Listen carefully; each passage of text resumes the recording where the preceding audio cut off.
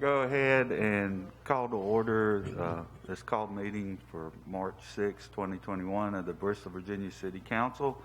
At this time, would you please join me in a moment of silent prayer?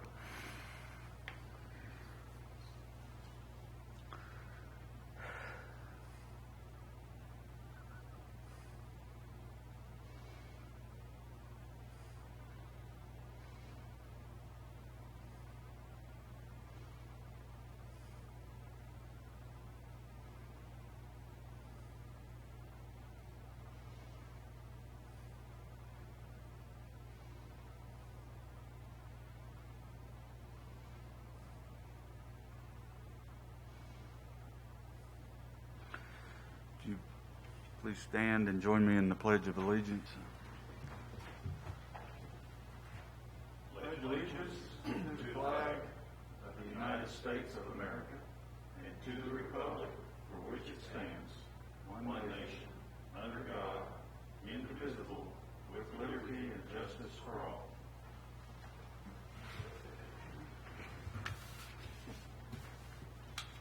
All right.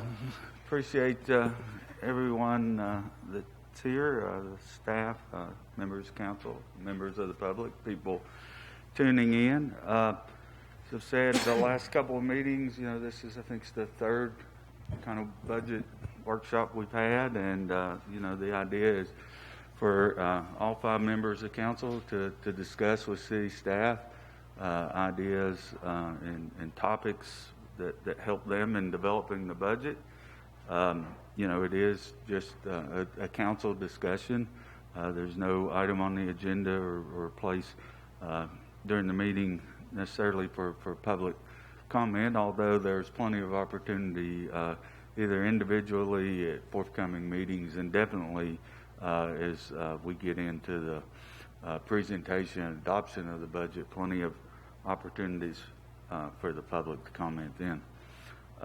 As I've said before, sometimes in the past, these conversations get a little heated, a little emotional. We're all very passionate about the city. We're passionate about what we believe in, how we want to see this city do better and do well. So I just ask that we temper that passion with respect. While we may not agree, it doesn't mean we need to be disagreeable. And so with that, today's topic is the fiscal year 22 Solid Waste Disposal Fund, and I'll turn it over to our city manager.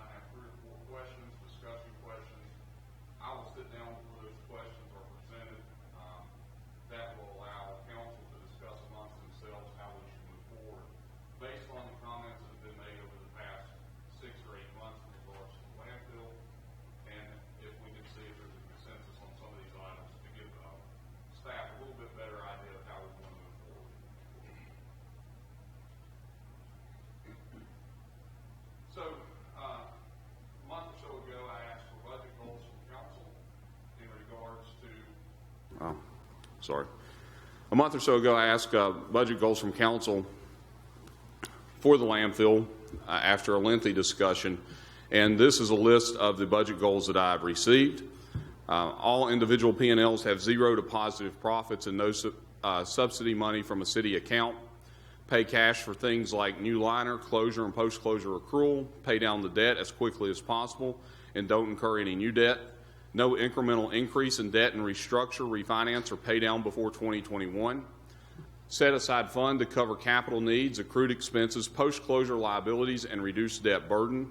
minimize rate increases to residents by maintaining revenues from outside sources, minimize out-of-pocket impact to ratepayers if rates are increased, self-sustaining without any subsidization from taxpayers, ratepayers fund the landfill, evenly proportioned with fees on the landfill and no one subsidizing the other, i.e. ratepayers should not subsidize commercial haulers, policy in place for a fair playing field, keep collections in-house and do not use a third party, keep commercial rates competitive with other landfills, look for more commercial contracts, they generate revenue and quickly fill up the landfill, full closure accrual in fiscal year 21 budget, eliminate the complaints about the smell and ensure the safety of the community, establish team composed of technical, financial, environmental, and business experts by March with a report returned by May the 15th, continue to provide a high level and variety of services, particularly collection to residents.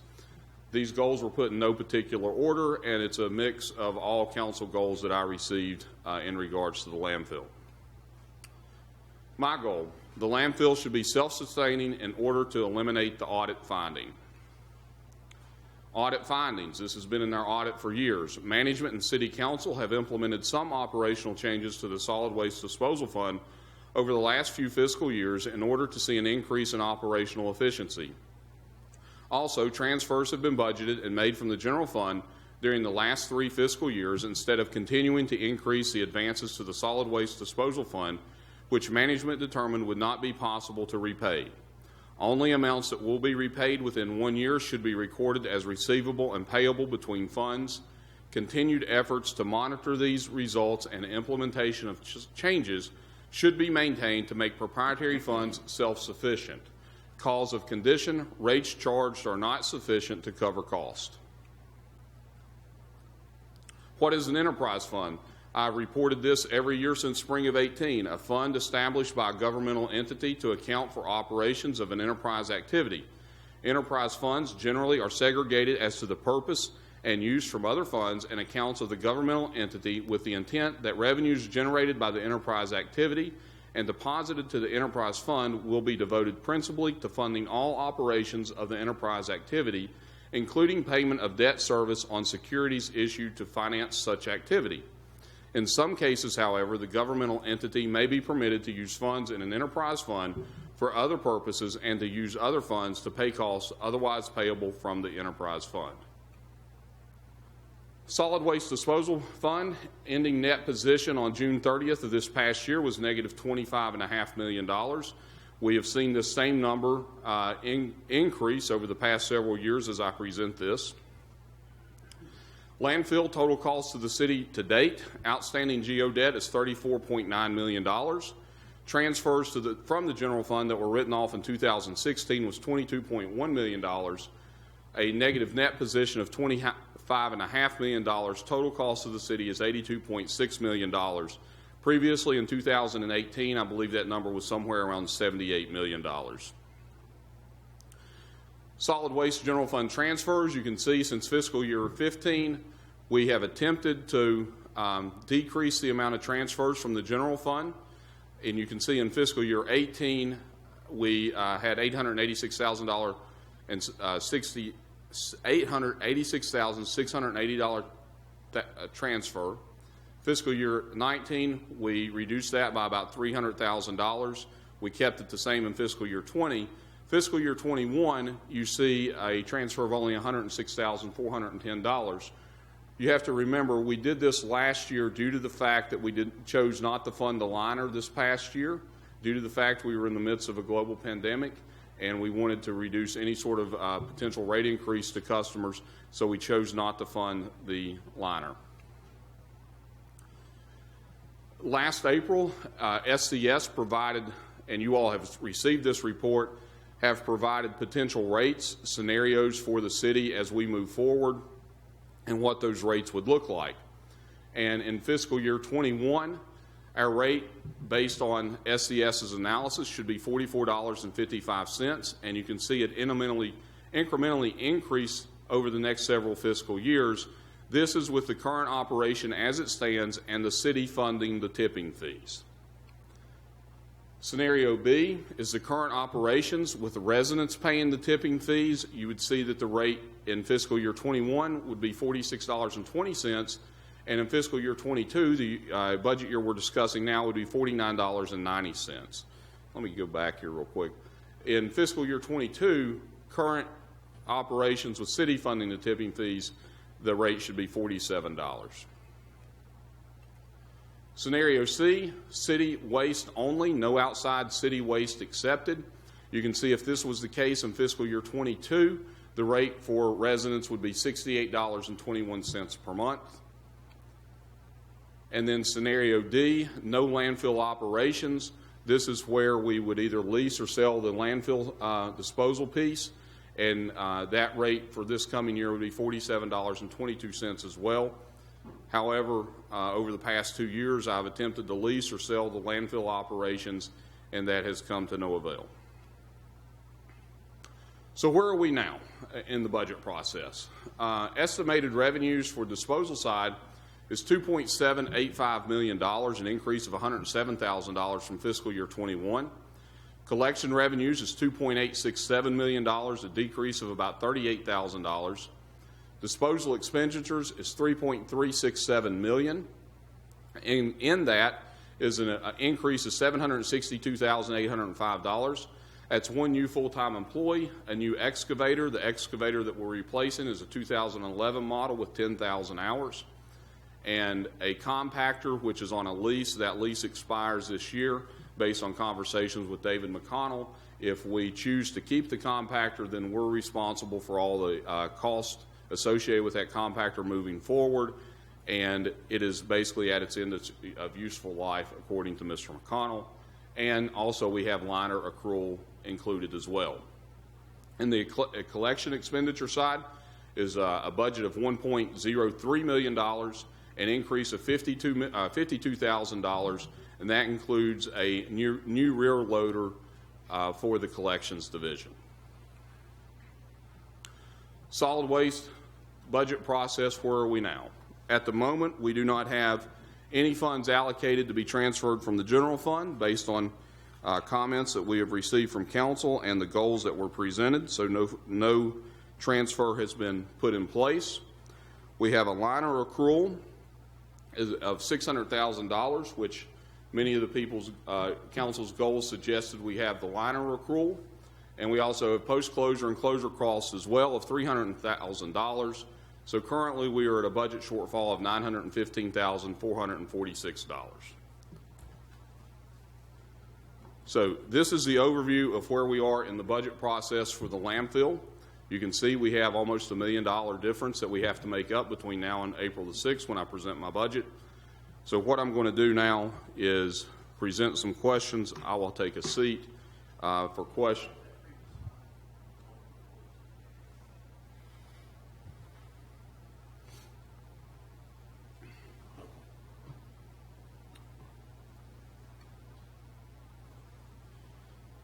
So I will take a seat, and then we, for the benefit of staff, there's some questions that probably need to be answered, and we need to see a consensus of council in order to determine how we should move forward in this process.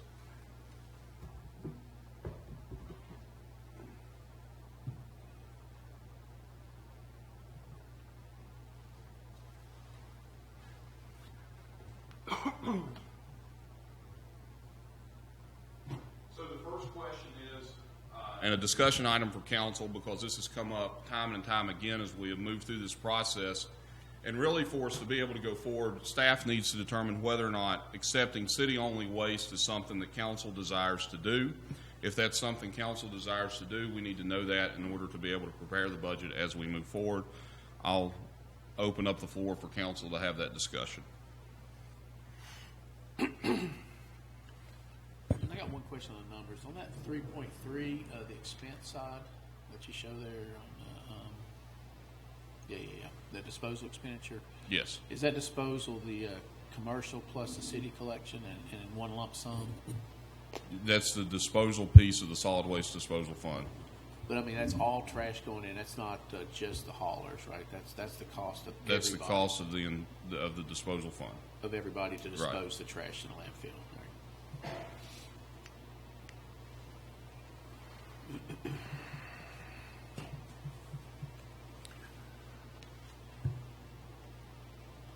All right, I got some questions. If it is city-only trash, what is the projection on the liner? How often is it projected that we would have to buy a liner? Because we really, under our current situation, we need to be setting aside $600,000 a year, right, for a liner to keep up. That's correct. And this city has failed to do that notoriously forever and has always borrowed the money in the past for that liner. Now, a couple of years we budgeted to try to offset it. But if it was city-only trash, that's a major expense. How long would the liner last with city-only trash? Council, that's probably something that we would need to get in touch with our engineers to discuss that about. We can probably give you a rough estimate as to how long that would last. I know our engineers in the past have said you cannot have a liner sitting out in the elements for an extended period of time, or else it will basically dry rot. So we would need to determine, one, how much trash is coming in from city-only waste, and then how much we should buy in order to prevent any dry rot. But that's something we can check with our engineers. Okay.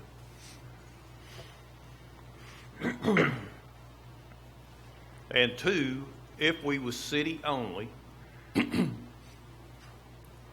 we need to figure out a solid, feasible, realistic number that would reduce our cost of operations. Because it only stands to reason that if we went to 7,000 tons, let's see, is it 7? How much is city trash? 7?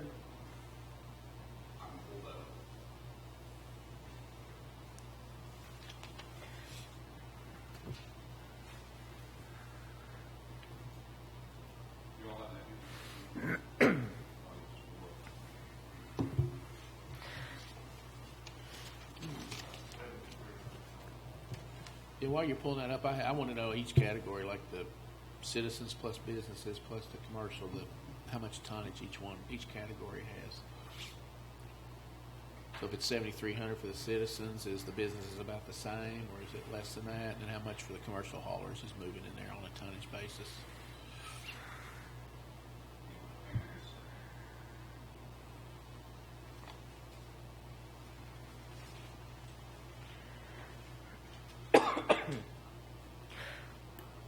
While you're pulling that up, I guess let me chime in my thoughts, and please correct me if I'm wrong about this, because we've talked a lot in our 2-on-2s about city only, and this is what I'm thinking.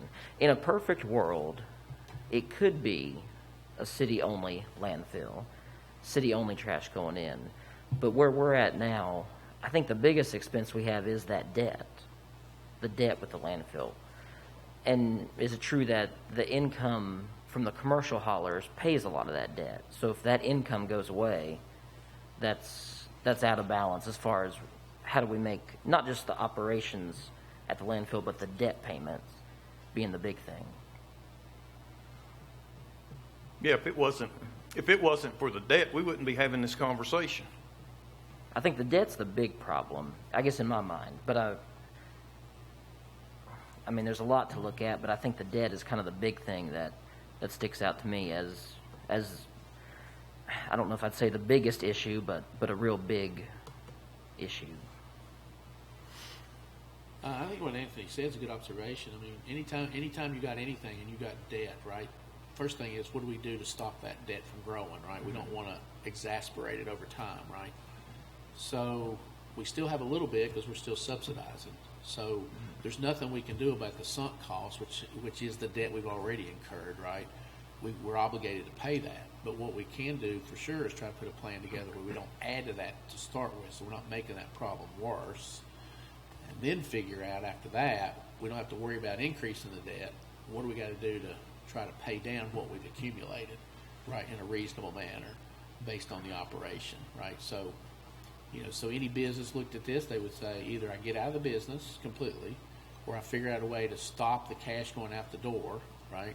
Which is stop my debt from accumulating, because I don't want to have to go back to the bank again, right, and borrow any more money. So to me, I think the problem, the more I look at it, the problem is not, it's not as bad as what most people would think, really. When you really look at it, I mean, I think Randy and the staff's done a pretty good job here. When you see the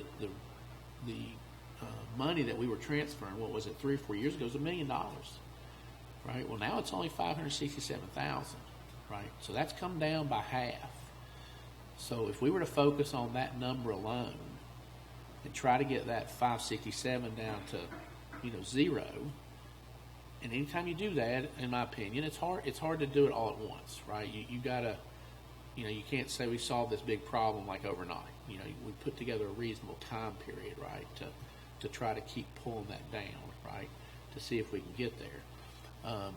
So if you thought of it in those terms, and I've been thinking a lot about this, I would say you take the 567, right, you divide it by some reasonable time period, let's say 3 years. Let's say we got some potential revenues coming in 3 years that we want to wait and see how that looks. So we say, well, let's try to knock it down by $200,000 or $300,000 every year for 3 years, right? Then you got to ask yourself, who's really creating that delta, right? Is it the citizens? Are the citizens covering their trash collection and disposal, or is it the commercial haulers? Who's not covering their expense? And that's why I wanted Randy to go back to that slide, when you showed the expense, the revenue and expense on the disposal and the commercial collection and all. Collection is 2.8, right? So if you just took the 10% or 20% that the citizens are throwing in the landfill and took that 3.3 and allocated that amount to that 2.8, citizens are clearly covering their costs, right? Even with their disposal costs, right? But the haulers are not quite there, right? It's 2.8, and then you got more than 2.8 on disposal costs. So I think that's kind of the discussion. So the rate increase, which anybody would understand, to cover your costs, which is fair, is not that big of a number, really.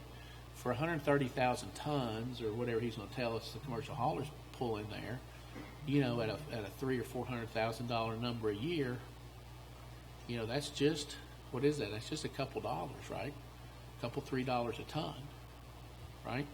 145,000 tons, is that what it is, roughly, that the commercial haulers put in there?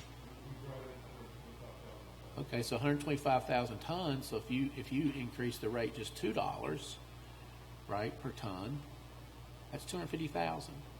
$2 for 3 years, you've now broke it even.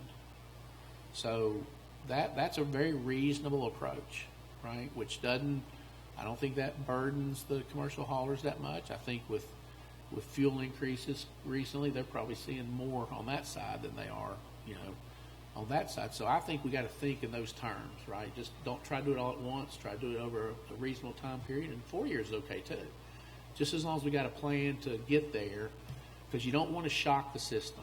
No matter what you do, you don't want to try to recover it all at once and shock the system. Anytime you try to shock the customer base with a major increase, they go like this, they get mad, they go away.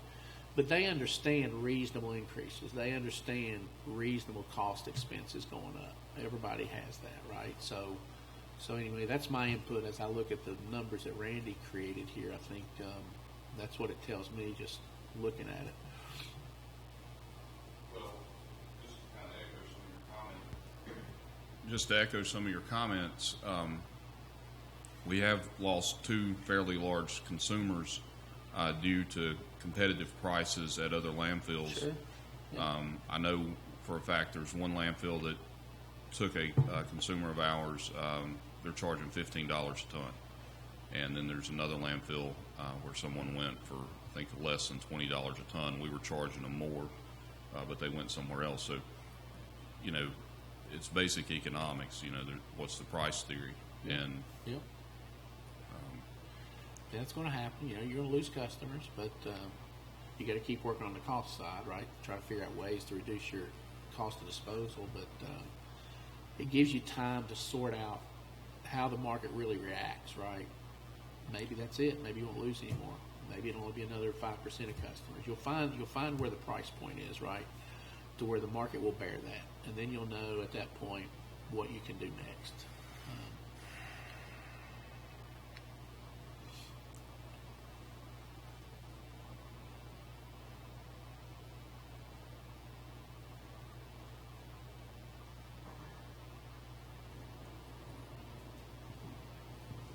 How many other landfills are, we'll say, within a 50-mile radius of us? I don't know the exact number, but I know our two biggest competitors are within that 50-mile radius. Mm-hmm. One across the state line and then one up the road from us? Right.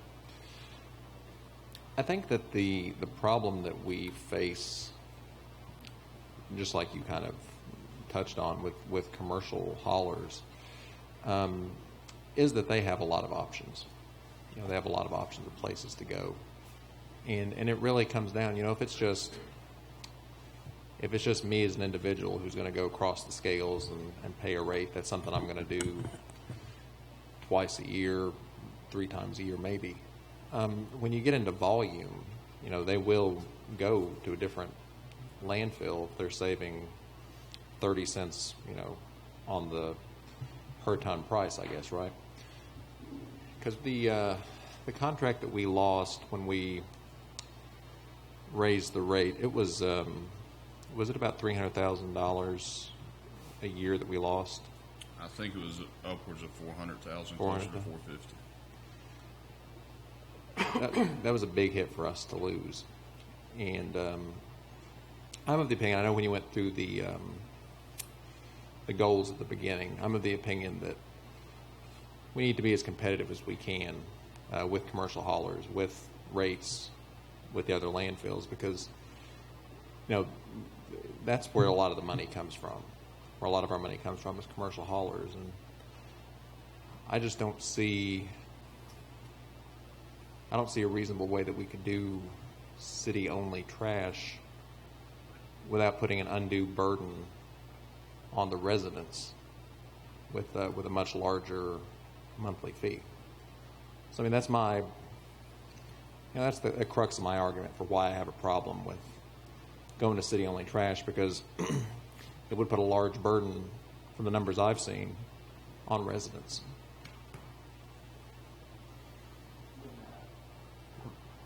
When we were talking about the debt earlier, one thing I forgot to ask, what's the, do we have, I wasn't sure if it was refinanced in with other debts, or if the solid waste disposal fund debt, the $35 million, if that was almost like separate, where we know exactly what those debt payments are we have to make every single year, regardless of how many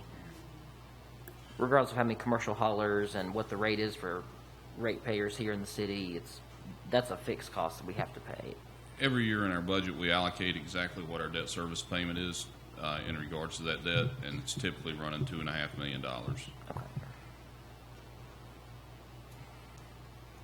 Just to add, the general, under the current structure, that debt pays off, the general obligation debt pays off in 2043.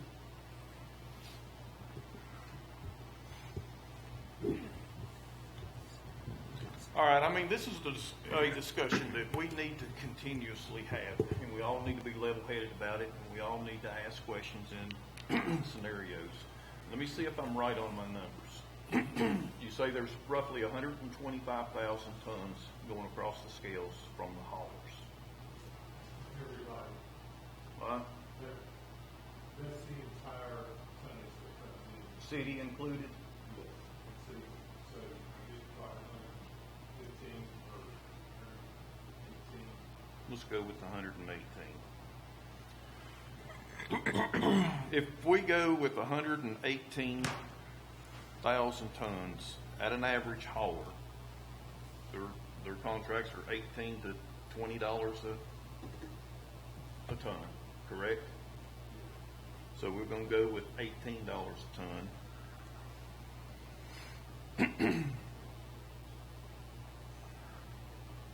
That's $2.1 million. Does that sound about right?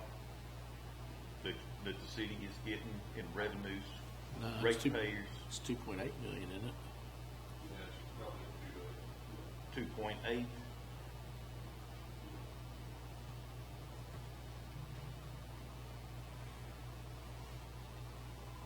So the average disposal fee is roughly $23.70 a ton, right at $24 a ton on average. If you divide 2.8 million by the 118,000 tons, Right. it's right at $23.70 per ton. Okay. Well, just a quick math here.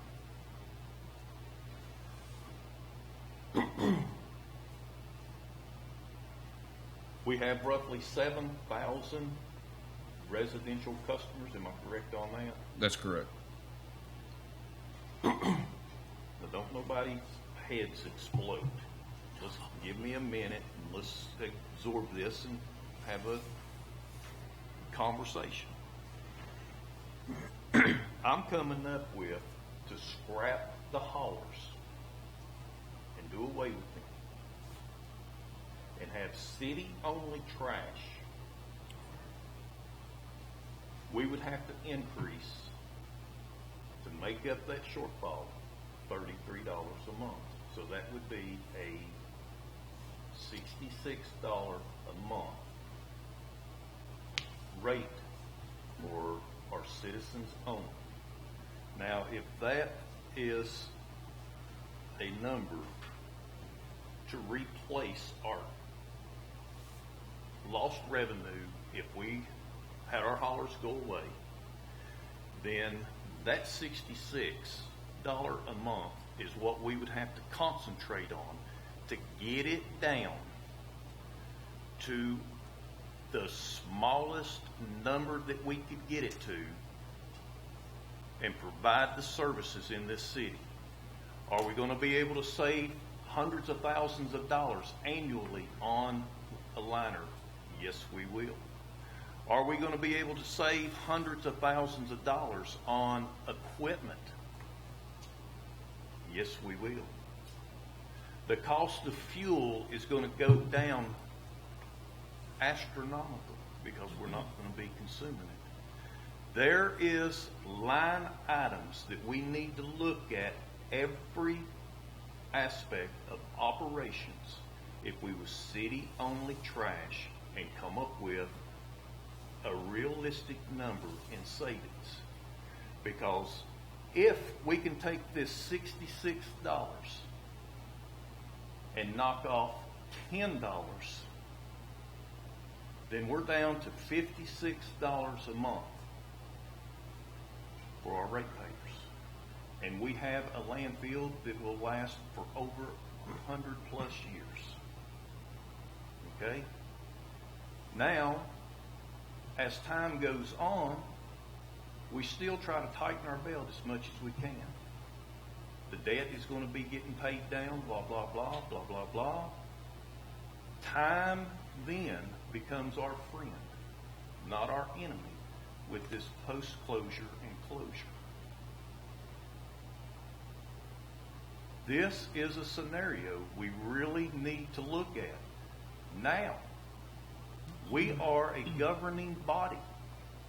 We have the ability to set our can rate, let's say we increase it to $40, and we take this other $16 that I project will be our shortfall,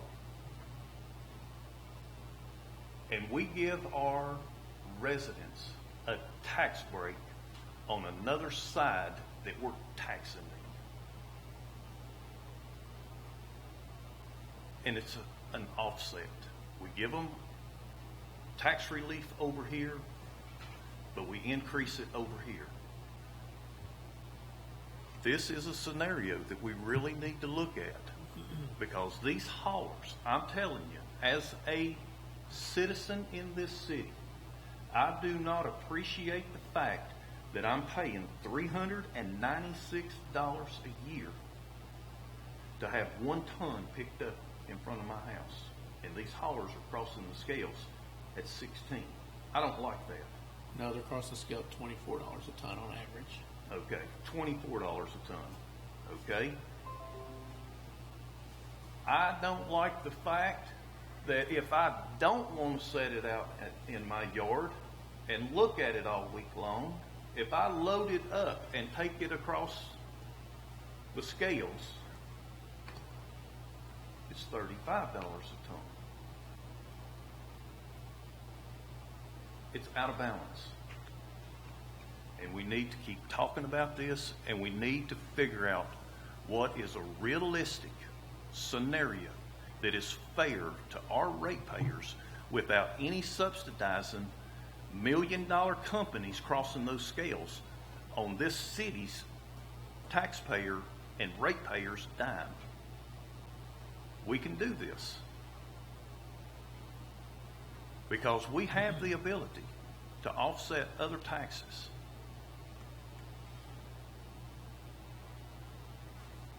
But if my numbers are right, and I think they're really close,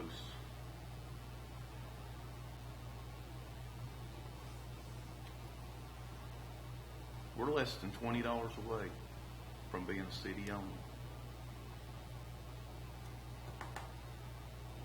Yeah, that's why I think, I don't disagree with what you said. I think that's a definite scenario we've got to look at. But I think we got to prove to ourselves that we can reduce the costs that you mentioned. I think that's one of the key things that Randy and everybody's going to say, can we really do that? And I think that's a reasonable input, right? Let's prove we can, right? Let's try to move our way toward being a city-owned landfill. And if we find we can't get there because we can't reduce the expenses fast enough, something's hanging us up, we can always stop and make another decision, right? But we're not trying to get there all at once. You know, we prove that we can reduce those expenses, right, through a 12-month time period as we, you know, move toward lower rates, because we'll increase the tonnage rates. So we're expecting some customers might leave, but as that tonnage goes down and we reduce expenses as it comes down, you know, let's see if we can get there. In a year, we'll know a lot more than we know sitting here, right? And a lot of businesses do that, right? They'll just increase the price of something just a little bit, right? Not trying to spook the market to see what happens, right? While they're working on their expenses. And then a year later, sometimes they go, okay, the market did get spooked. They accepted that price increase and they keep going. And sometimes they have to stop because the market said that's enough, right? So that's the only way you really find out kind of where the market truly is. And so I think that's why the end goal is what Kevin's describing. Mr. Wingard is right. This is a city property, city-owned expenses taken care of. That's what we should try. That should be our goal, you know, to get there so the citizens have an asset for years to come.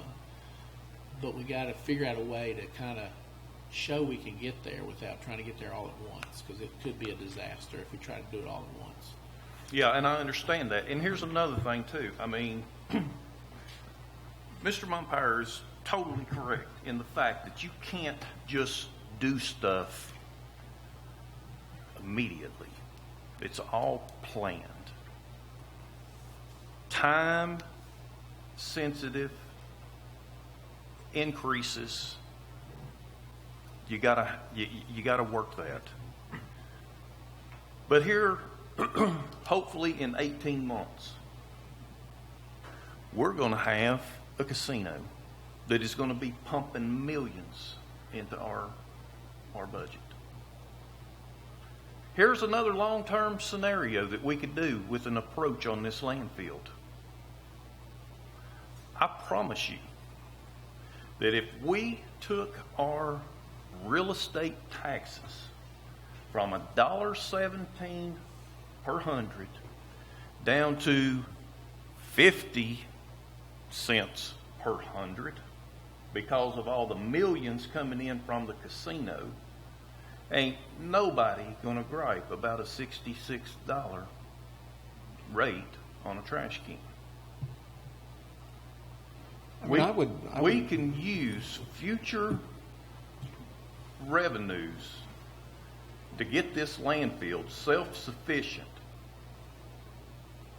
I mean, there's all kinds of stuff that we can do. Now, I'm not saying we do that. I'm saying that is a scenario that we can give tax relief over here to increase rates over here that is supposed to be self-sustaining, but there's no avenue, no roadmap in sight to get it there.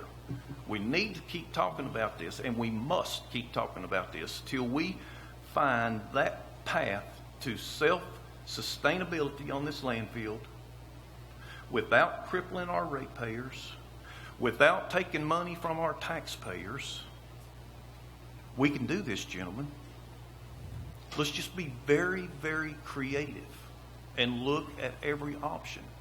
Because if you want to grow this city, when this casino comes, you want to grow this city, you cut the tax rate and see what kind of land's being bought up and houses being built.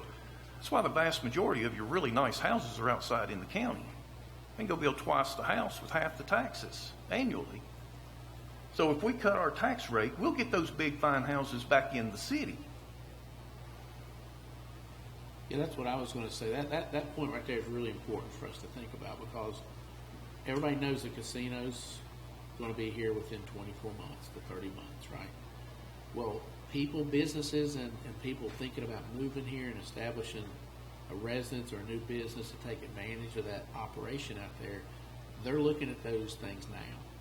They're running the numbers right now. These businesses are deciding, based on the tax rates on both the Virginia side and the Tennessee side, where they might want to position their business, or where they might want to buy a home, or where these contractors might want to build a neighborhood, right? So you need to make sure you're in a very competitive position, right, based on the tax rates, in order to make sure they have an easy decision of where to put their business or where to put their homes. And so that's very key to what we're talking about here, because that's all going to happen, and then that door's kind of shut.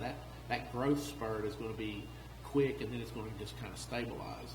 So we need to position ourselves now with real estate tax rates, with meal tax rates, because these businesses like hotels, they're going to look at lodging tax rate and meals tax rate on the restaurants before they decide where to go, right? And they're going to come. They're absolutely going to come.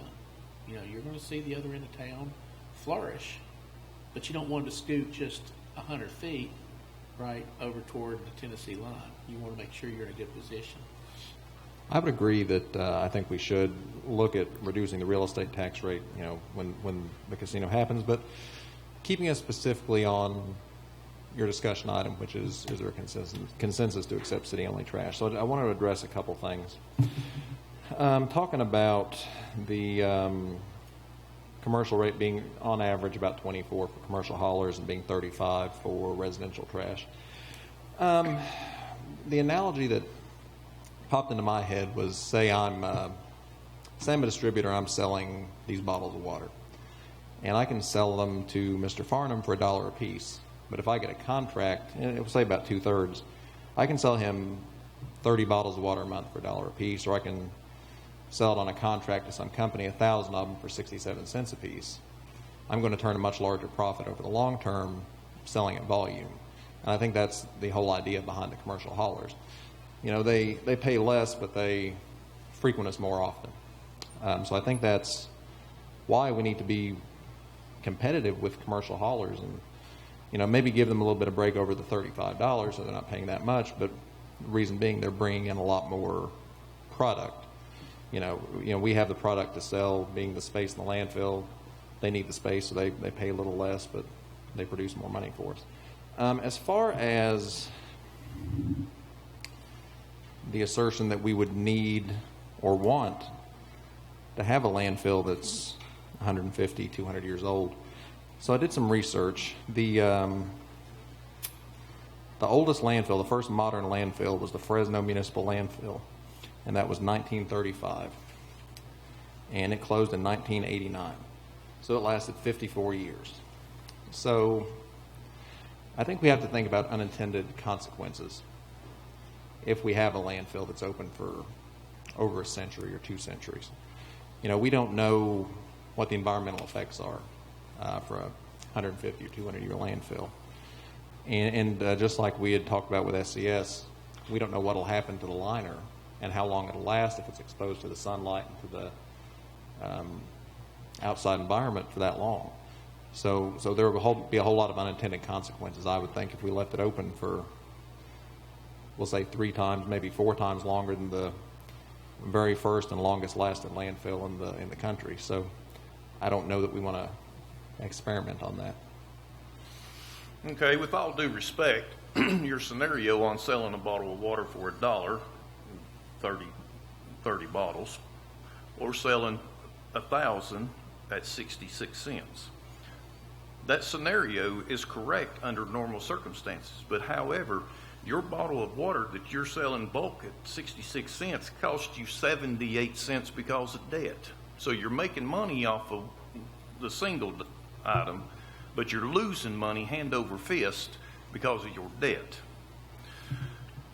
And that's what's kicking our butts.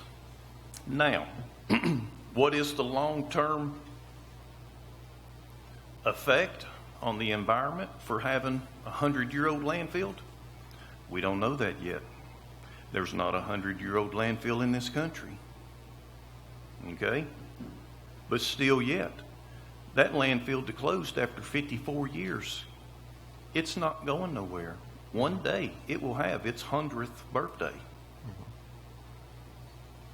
But will, And but, if I mean, we it's not still open. exist as mankind, it will have its 1,000-year birthday. Yeah, but at that point, it's sealed off, is what I'm saying. You don't have, we've been talking for a couple of months or several months now about new smells coming out of the landfill, related to the environmental effects of the landfill being open and exposed. So I don't know what would happen if there were gases coming out that were 100 years old. I'm not a scientist. I'm not an environmental expert. I don't know. But it doesn't seem like a road we want to go down or experiment we want to be at the forefront of, just with all of our other concerns with the landfill. And I mean, even as far as, I'd also heard, cut the operations cost. From the numbers I've looked at, I don't know where else you cut the operations cost. I mean, they're running a very lean, mean ship over there. Correct me if I'm wrong. They're operating with a skeleton crew, basically. At the disposal side, there's 14 employees, and that's including office staff. How has that changed over the past 4 or 5 years? Because I know, just in general, the city, the number of employees has been reduced. I've got a spreadsheet that details that. We did a 10-year analysis back in the spring of 2018 for each department, and it's in the budget book as well. Yeah, I wanted to clear up one number here, Mr. Osborne. The commercial haulers are at $24 a ton. The citizens are at $396 a ton, not $33. It's $33 per month. I was Times talking 12 months, about the 35 if you're taking. So it's a factor of 16.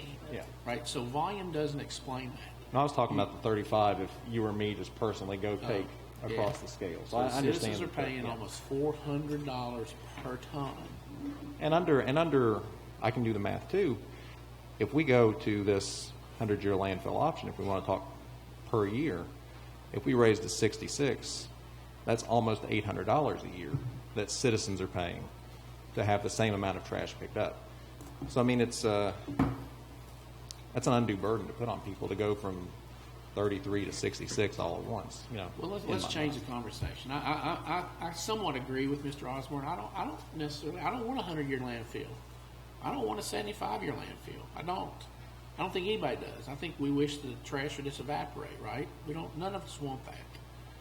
So I think technology is working to try to solve that problem. Right? They're working to try to burn trash. There's trash incinerator operations. There's generation of electricity. So technology will eventually, solve the fact that we do not have to put trash in a landfill.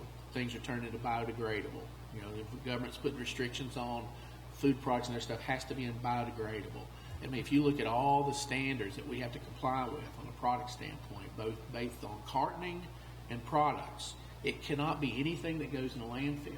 We can't have lead. We can't have mercury. We can't have all kinds. There's a laundry list of stuff. So every industry is being pushed to completely eliminate their trash.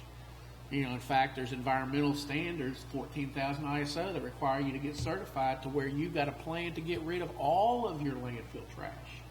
right? The plan is business, you're putting a ton of trash a month, get rid of it. So customers are pushing everybody to get rid of trash. So that's underway. And that's just started recently.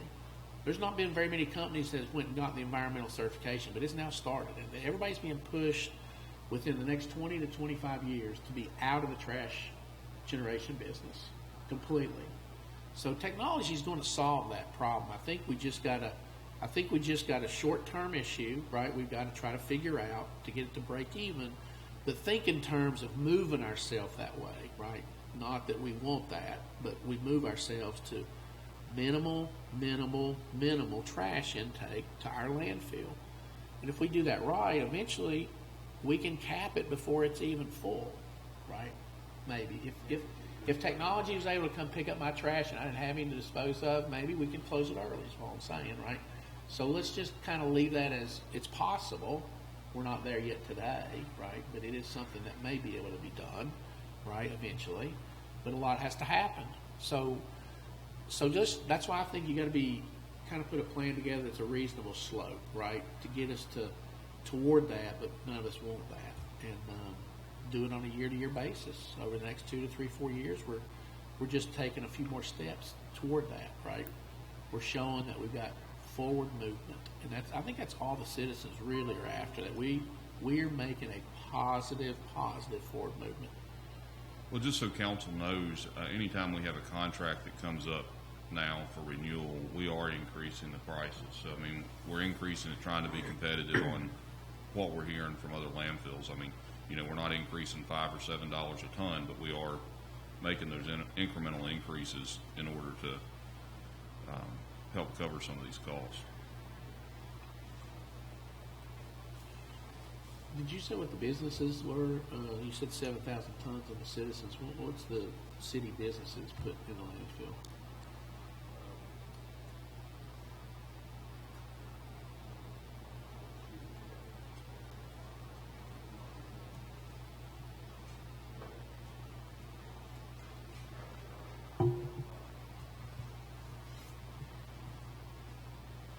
They may not have it broke down by the city-specific businesses. It's just all considered part of the municipal solid waste. So businesses are part of that 7,000? No, they're not part of the 7,000. That's just the residential. But the business waste is considered part of the commercial hauler waste because typically it's coming in on commercial hauler. I remember contracts. last time we looked at it, it was about the same as the citizens. It was roughly 5,000 to 7,000 tons for all the businesses. It was pretty close to being equal. Huh? Yeah, okay. So it's a bit, okay. Gotcha. One thing, go ahead. One thing I wanted to say, and this is kind of specifically about this year's budget that we're working on and about the ratepayers, the $33 a month that people pay. And I know this is a complicated beast, and I've heard several times people here say that we're not going to probably get where we want to be all in 1 year. It took us, 20 years going downhill to get where we're at now with the $35 million of debt. And, I mean, let's face it, if we didn't have the debt, if previous city councils and city management for 20 years had just forked it over and paid cash, we didn't have the debt payment, we'd actually have a really strong-looking fund. But I think it's that debt payment that's killing us. So I guess I just want to be specifically focused this year on that rate for the ratepayers. I know a few years ago we took it up from 22 to 33. That was a big hit on some people, a lot of people. And again, some of the numbers we're looking at, whether it's in the 40s, 50s, 60s, I don't want to be looking at that this year. I want to try to focus on keeping that rate as low as possible for the ratepayers. So if that's a goal, maybe we can't get to where we completely want to be. And again, it's going to be a multi-year process. So it's almost like a sacrifice if we try to keep the rate for the citizens as low as possible. We don't get to do some of the other stuff that we need to do, as far as like transferring from the general fund and But that's just kind of what I wanted to say. A goal that we didn't really, I don't know if we really talked about it much, but the rate that the ratepayers pay. And I think because of that, you know, if we lose the income from the commercial haulers, I don't think this year we could go to city-only waste. You know, that is definitely something to look at. Maybe it's something that's later on down the road, but I know we'll still have those debt payments for, the next 20-some years. So I don't think we could do a city-only thing right now this year, is what I'm saying. I mean, I'll just weigh in. You know, thinking back on this over the last few weeks, the way the landfill, I'm trying to remember this, although wasn't necessarily as engaged or involved in city business, just more resident at the time when they started this, but always wondering, one, why they did that, especially in the location they did, struck me as being odd. But it seems when they did that they always talked about that this would not just be, as Mr. Eads pointed out, be a drain on the city, but bring in money. And the way it would do that was through these outside haulers. You know, maybe I think their business model was flawed, clearly. I don't think they anticipated competition.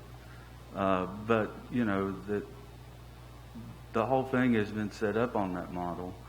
And to Mr. Farnham's point about rate increases, one, to the point they didn't even increase rates for a decade, relying either on debt or outside revenues. But to switch over to all city waste, to me, would put such a burden on the citizens that I just don't see that.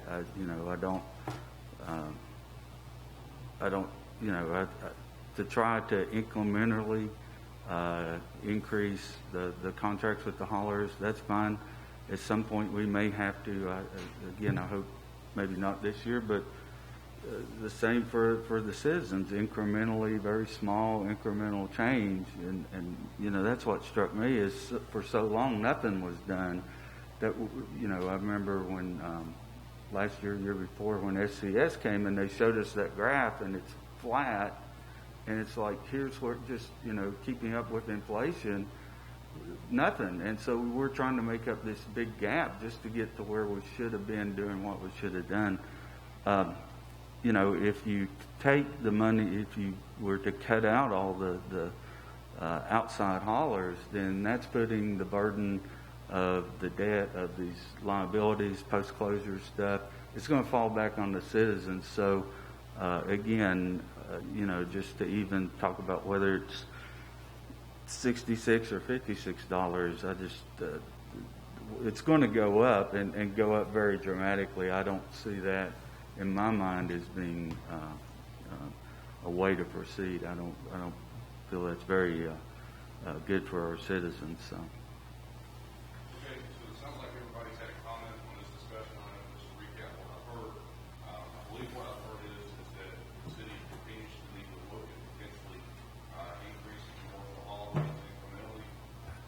The city needs to continue to look at increasing commercial hauler rates over the next several years as a normal business would, and we have been doing that over the past couple of years as well.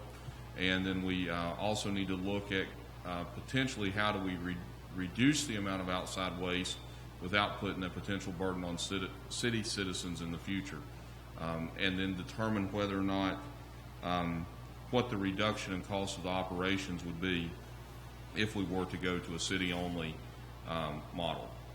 So we'll continue to look at that as we move forward. But just to remind everyone, we're $915,000 short March 6th. I present a budget April 6th. So now the next discussion item. Mr. Before we move to your next question, can we be all right if we take a 5-minute recess?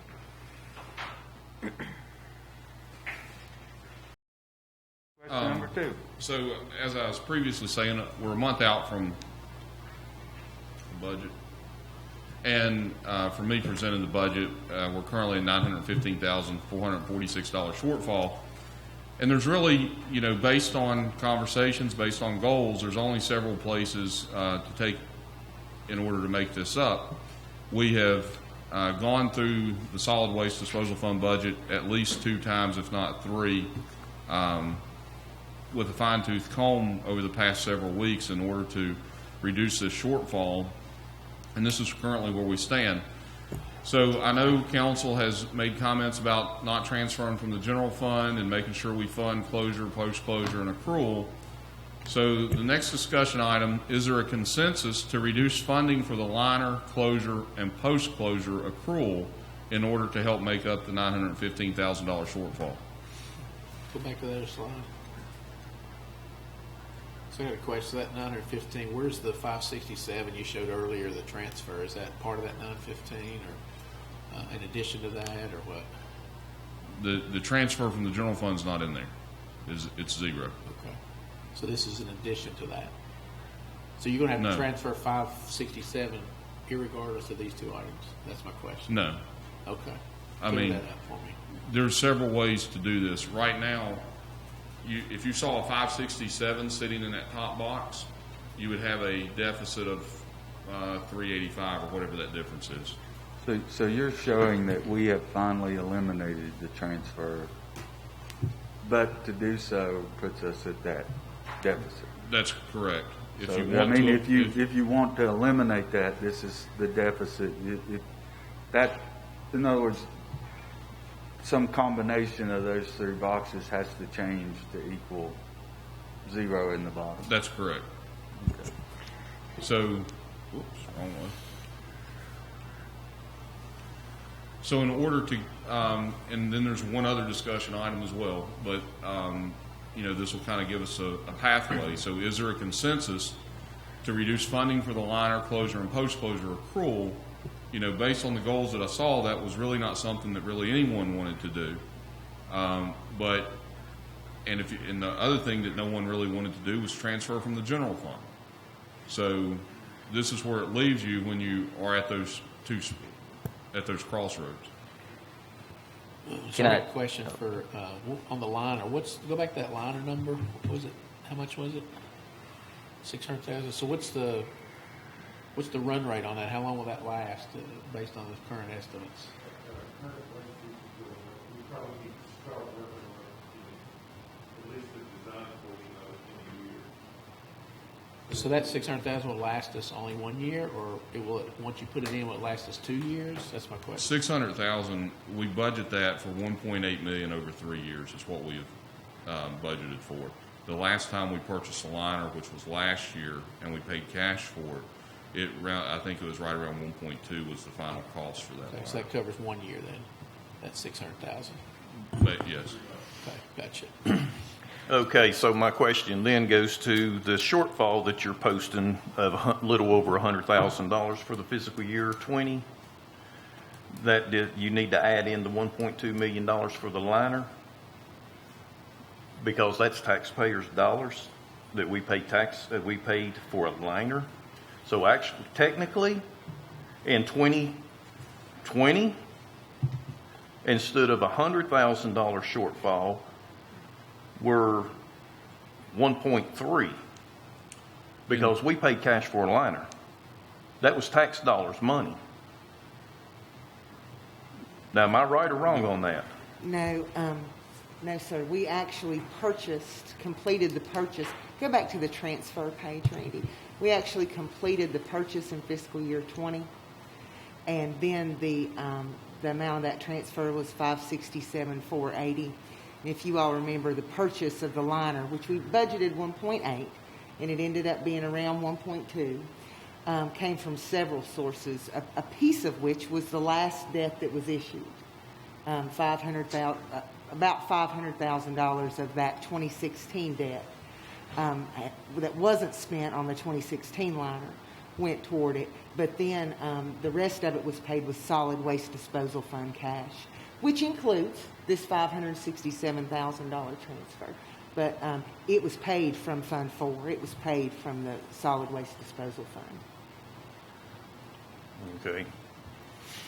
All right, but now we're looking at a $915,000 shortfall. That's correct. Can you go back to that question? It's a comedy show to make you keep clicking back and forth. Sorry about that. That's all right. I didn't know you were going to ask that question, but this was kind of the question that I was in my mind thinking of when I was talking a few minutes ago about, the way I look at it. There's a couple options. If we, do all these goals, fully fund this, eliminate the transfer to zero, we could do all that, but it makes the ratepayers' rate for the citizens go up to cover that difference. Or there's the other option, and if the ratepayers' rate does not go up as much, if we try to focus on keeping that as low as possible, then there have to be some concessions on the other side. Maybe we can't eliminate that transfer completely to zero, or so I'm open to that in a sense where if we have the ability to make some concessions on one side but not say to the citizens, hey, the rate's going up X percentage, even bigger than last time, maybe if we try to keep that rate low, I'm open to that. I hope we could do that. Well, just so everybody knows, that $915,446, if it's going to be solely borne by the residential ratepayers, because several have mentioned that the ratepayers should pay the cost of the solid waste disposal fund, then that's an $11 rate increase, which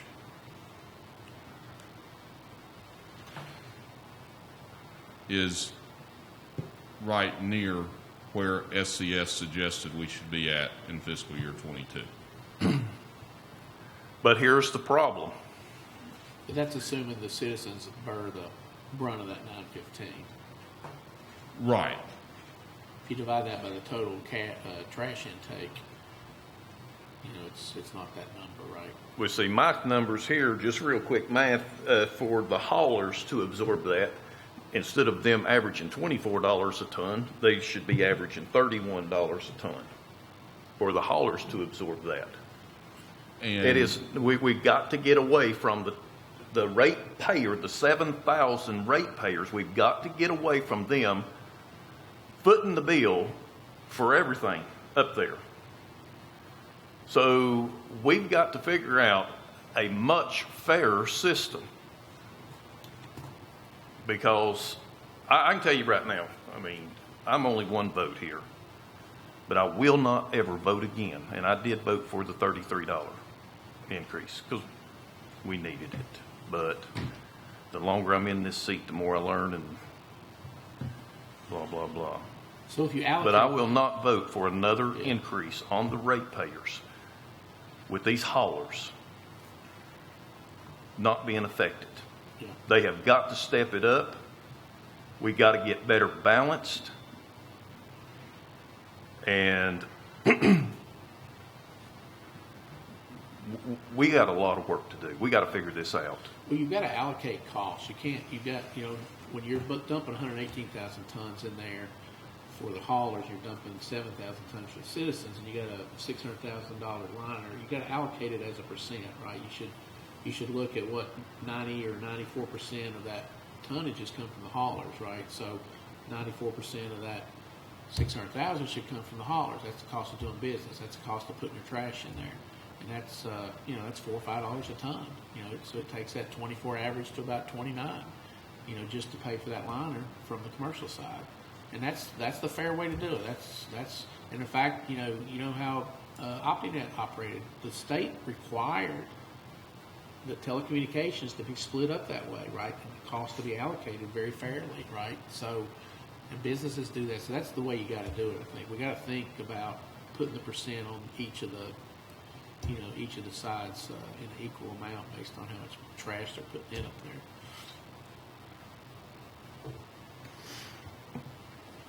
I think the biggest thing I keep coming back to, and correct me if I'm wrong, is the debt that we have to pay. So I'm thinking, yes, we don't want to raise the rate on ratepayers.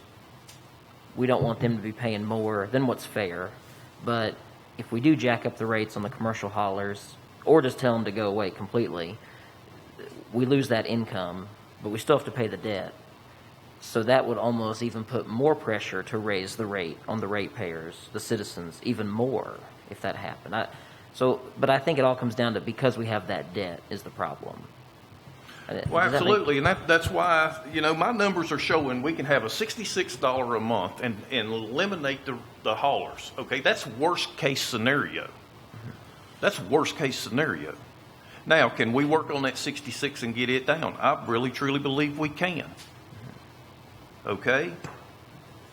But we have got to get to something that is reasonable, that the taxpayers and these other ratepayers out here are not subsidizing $1 million companies to cross that scale. So what do we do?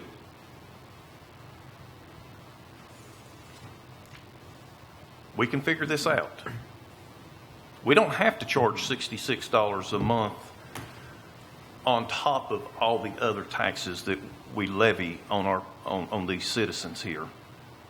We can offset taxes on this end for the ratepayers to pay more on this end.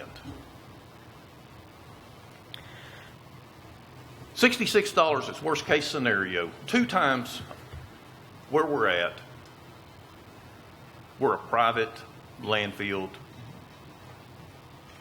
And then hopefully in 12, 18 months, we got a casino going and tax dollars flowing in here like the city's never seen before. So on the question that's actually at hand, whether there's a consensus to reduce funding for the liner closure, post-closure, we're required by the state, technically speaking, to have the closure and post-closure accrual, correct? Or they strongly recommend it at least. You have to have that closure, post-closure at the end of the life of the landfill. Right. So does this take into account the landfill that we've not sealed? The old landfill?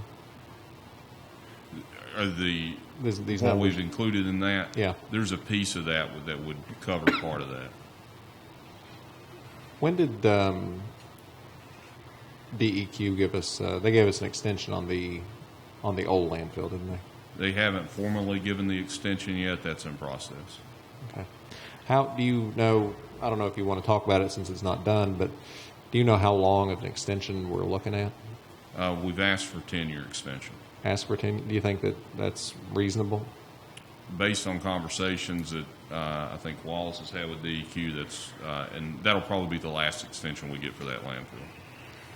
So then say we get that extension this year, and so 2031, is that the drop dead date to have it finished and sealed, or is that when we start the process? Well, that's when you can quit. What we're doing at the old landfill right now is mining that landfill and using that landfill for cover at the current landfill, and then we have to start closure and post-closure at that point. In 2031? Yes. Well, 10 years from whenever it's... Right. Okay. So the estimate of wasn't it $13 million to close it? If you divide that by 10 years, so it's about $130 in need to accumulate every year. I think Yes. you closed the current landfill, wasn't it about 12 or 13 million to cap it? The current one right now. Not the current one. I'm sorry, the old one. The old one. I don't have that number in front of me, but it's not quite that high. I don't believe. Okay. Even if it's 10 million, you could divide that by 10 years. You're right. You're $1 million a year. Yeah. And so this closure rate, this accrual, is not. I just want to point out that's not really enough to accrue for that time period to cover the cost. Right. I'm going to throw this out there. Just quick numbers. Just a quick thought. We're at a $915,000 deficit right now because we need liner and we need post-closure. Okay? The post-closure, if I understand the way that EDQ does that, it's based on the projected closure date.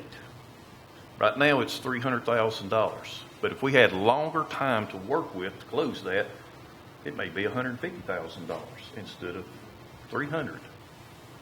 Because time will be our friend if we're not filling it up at a rapid rate. Okay? Just right off the cuff. The haulers are contributing $2.8 million for revenues on that landfill. If we told them to hit the road right now, this very minute, and we didn't take on that $915,000 shortfall, let's see if I'm fixing to put my foot in my mouth. Let me think about that another second. I might need to do some more math on that. I may have just about stuck my foot in my mouth. While you're can I chime in on? I guess again, I know I keep saying it, going back to the debt being a long-term thing.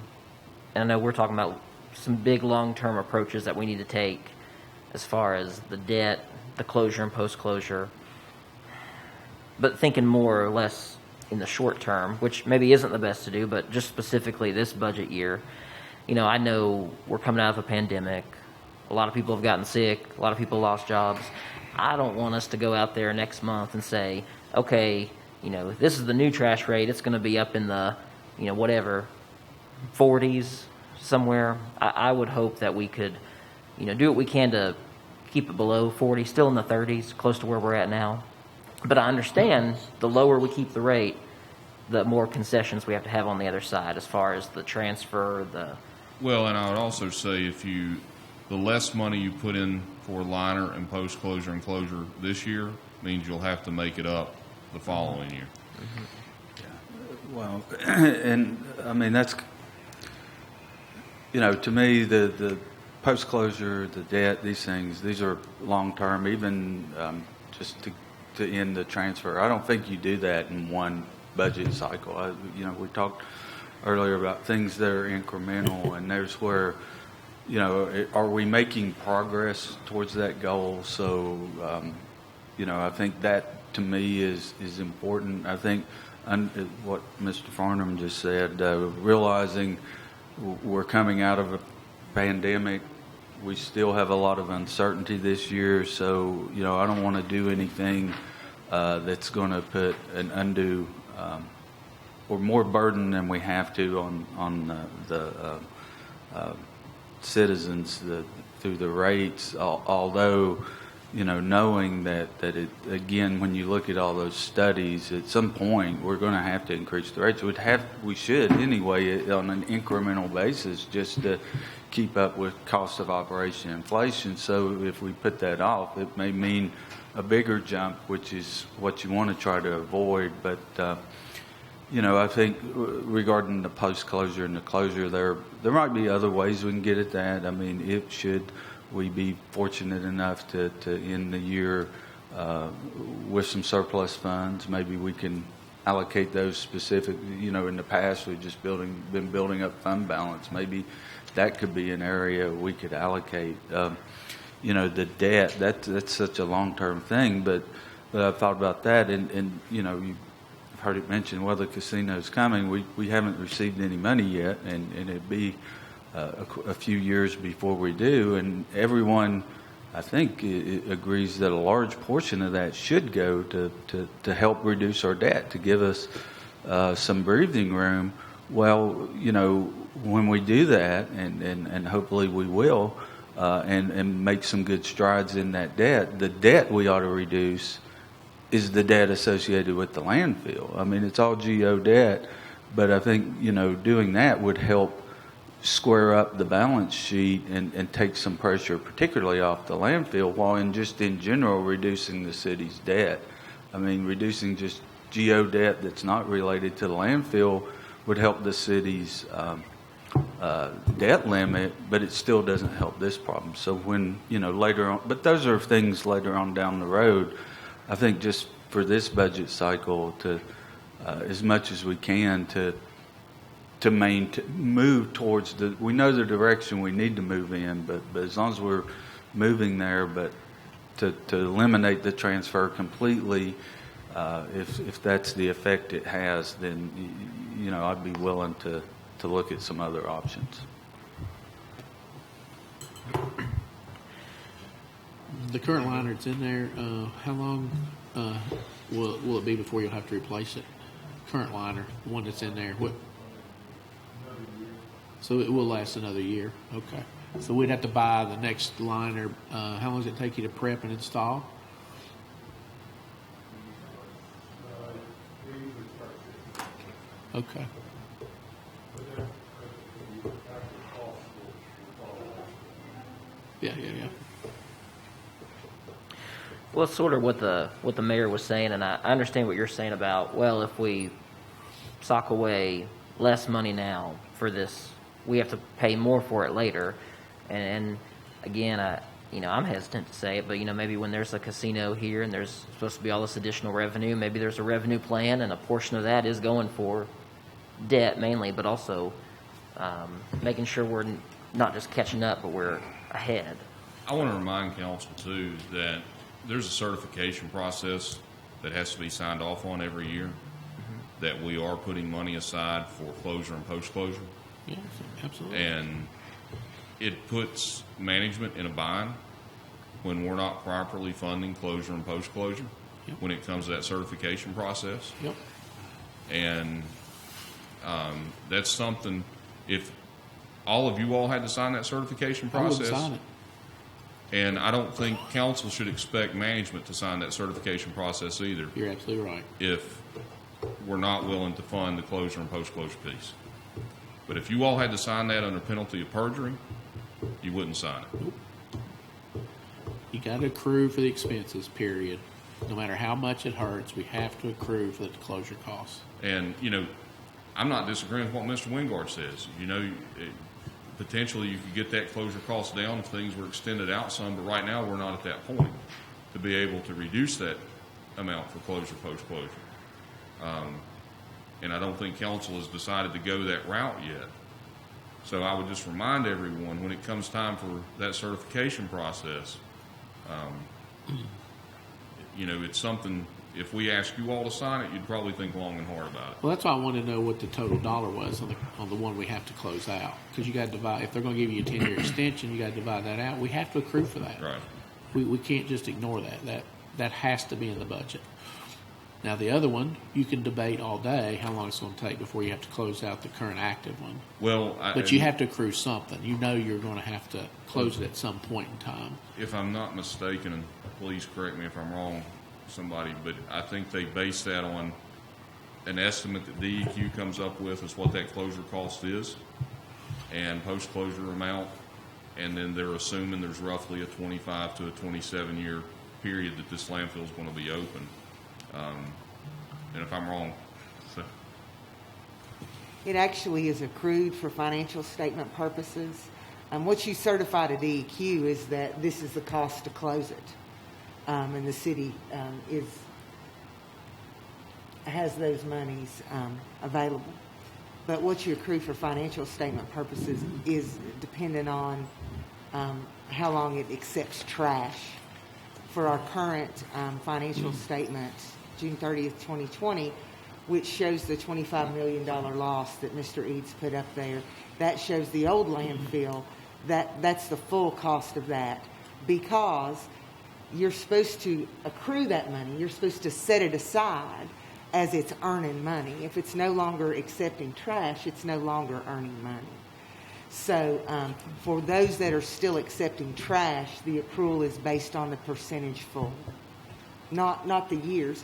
Now, for all intents and purposes, you've got the years to gather that money. But if it's not accepting trash, how are you gathering that money? That was the problem. That's why we're in such a deficit with the closure, post-closure, is because the old landfill is closed. It's not closed, but it's no longer accepting outside trash. So we're at a $6 million hole. So does the law require you to accrue for 100% of the total accrual, or do they allow you to accrue for a certain percent, and then you could debt finance whatever the balance is? How do they do that? I'm going to deal with accounting standards, not actually the law, although they're not in disagreement with each other. But that's part of the reason the solid waste shows a negative net position, is because that liability is sitting there and there's not enough cash either unrestricted or restricted to cover it. Yeah. So let's say you accrued $500,000 a year for 10 years, right? And you had $5 million sitting there, right? But the post-closure ended up coming in at 6.5. So you're $1.5 million short. Do they allow you to finance that $1.5 million, or do you just have to cut the check at that point for the balance? The way post-closure works is once you start closing it, you pay for that immediately. The post-closure is the monitoring over, Wallace, is it 30 years afterwards? The post-closure is not paid at the time of closure. That's why it's called post-closure. It's the monitoring that you're required to do by law afterwards. Okay. But once again, sound accounting practices, and it just makes sense that you have that ready while you're accepting revenue. Because if you don't, where's it coming from? Yeah. So the reason I'm asking, I'm not seeing a picture of the cash flows, right? So when you get to the point of closing that landfill, it's going to be X million dollars to just cap it. And then what do we got to save to have that money? And then once you close it, what do you got to have to pay that monitor you're talking about, each year? And that's what I'm telling you. All of that, 100%, you're supposed to have in place when it quits accepting trash, because where's that revenue coming from? So how much is that roughly? How much does that monitoring cost a year for that landfill? What will it be? Somebody know? I don't have the breakdown. I know for the for 498. 498 is about $2.5 million to close it, and post-closure is also about $2.5 million. And then there's I disagree with that. But the post-closure of $2.5 million, that's only like $500,000 a year, or you have to do it for 5 years, or what's the? post-closure. I can't find my numbers. So you divide 34 into the $2.5 million for the annual cost of the post-closure? Hold on just a second. I don't remember my mom.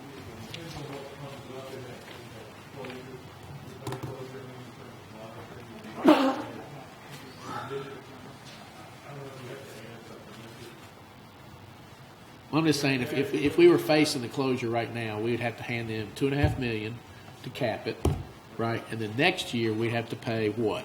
2.5 divided by 30, like roughly $100,000 or $150,000, or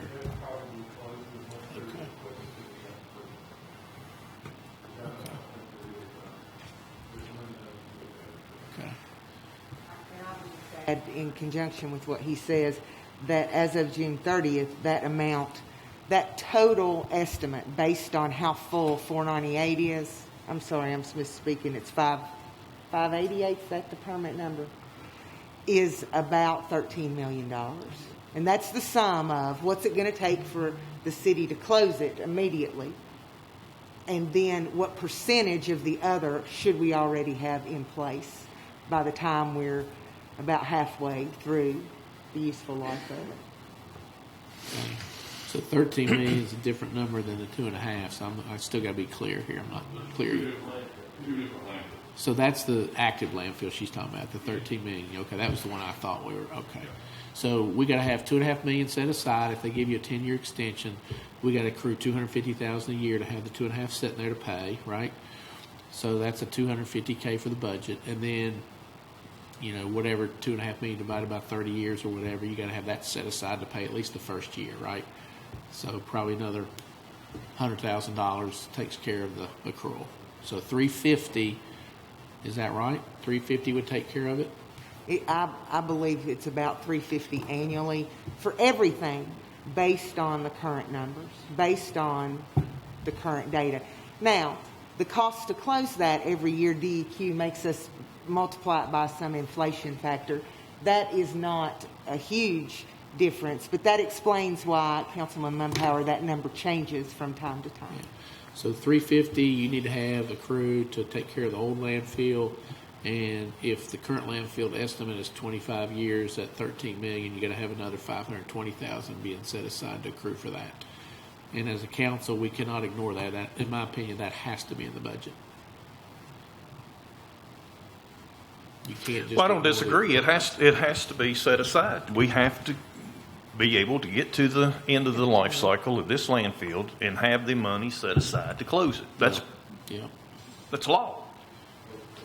I mean, if you have to sign off on it, that you've set that money aside, You got to set that money aside.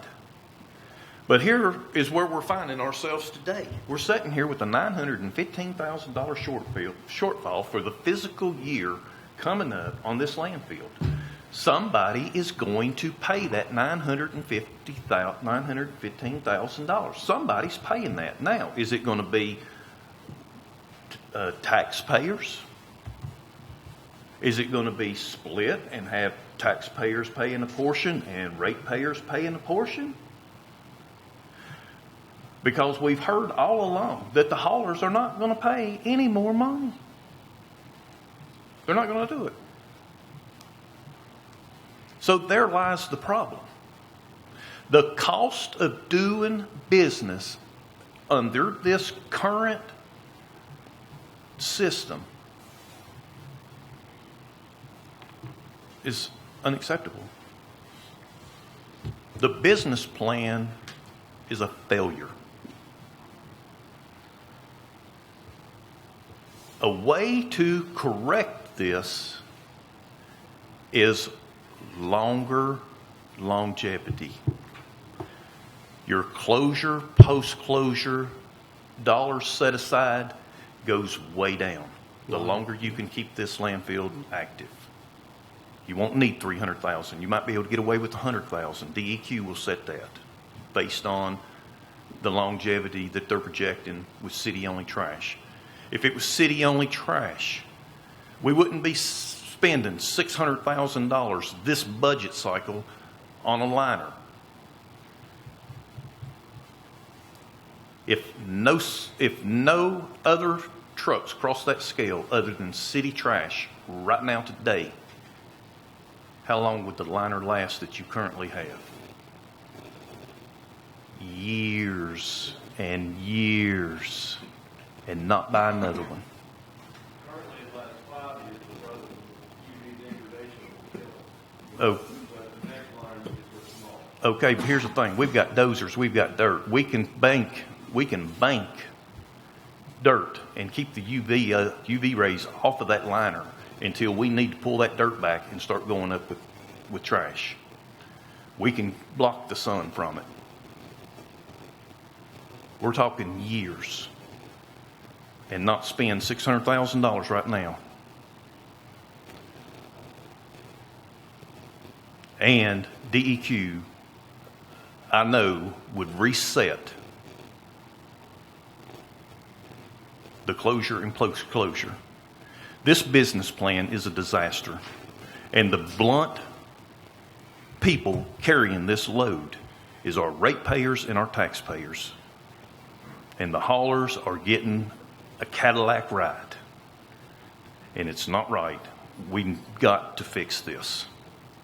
But right now, $915,000 under the current system, somebody's paying that this fiscal year. It's either going to be our ratepayers, it's going to be our taxpayers, or it's going to be a combination between our ratepayers and taxpayers. Because the odds of the haulers stepping up ain't going to happen. The business model is a disaster, and we've got to fix it. So let me ask, with this $915,000 shortfall with the zero transfer from the general fund, you said that would be an $11 increase? That's correct. If we assume a zero transfer. Have you run the numbers if you include some type of general fund transfer? You just take your difference from whatever the general fund transfer is, minus that difference, divided by 7,000, divided by 12. So I mean, if we're just ballparking numbers, if you had a transfer, it was 567 last year. So half of that would be 284, 283. If you did that, if you had half the transfer that you had last year, and everything else remained the same, would the rate increase be like $5.50? I know I'm not supposed to do this, but what you need to do is just take 300,000 minus your 915, that's 615. Yeah. Divide that by 7,000. Yeah. And divide that by 12 will be a $7.32 rate increase. Okay.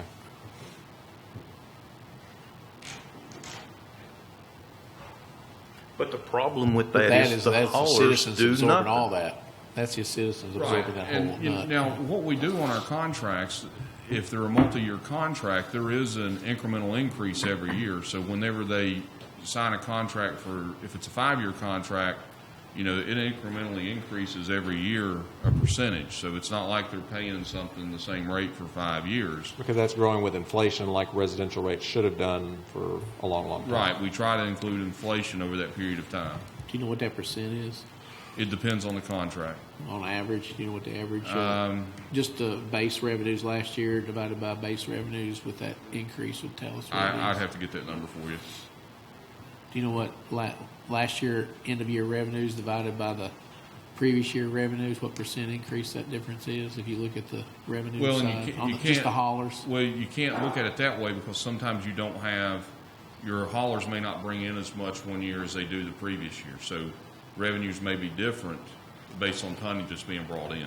So it's not always a apple-to-apple It's probably in comparison. the 2% range, though, right? It's got to be something Right, yeah. pretty small. Yeah.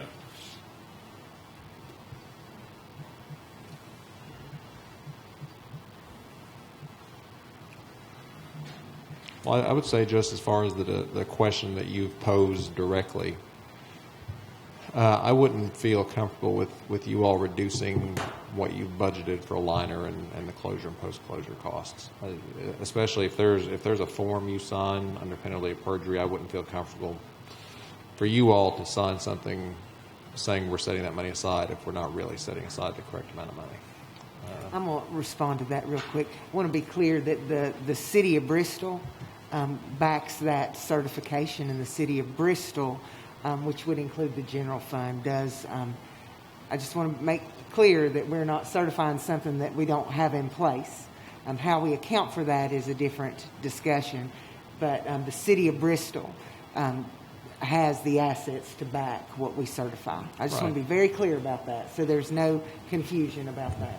Right, but I mean, it's the same as if to make an analogy, like if you apply for a loan at a bank and you say, I've got X number of disposable income, but I really don't. I've got, a car that's worth $5,000, but I don't have $5,000 in disposable income, we'll say.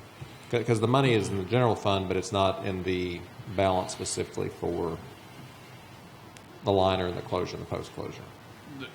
What DEQ requires is that the city at closure have funds available to pay.